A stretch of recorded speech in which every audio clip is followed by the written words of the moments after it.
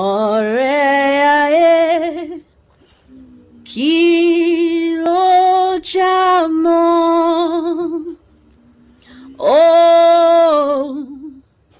Asán ni mo mọ̀ sí, kò sí aláàánú bí Jésù.